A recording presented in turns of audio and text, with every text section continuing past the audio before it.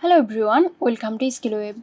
In this tutorial, I will show you how to create a poll in From. So let's get into the video. Begin by opening Google Chrome. Click on the plus button to create a new prompt. Give your title, which could be the topic of your poll. Click on Untitled Question to add a new question.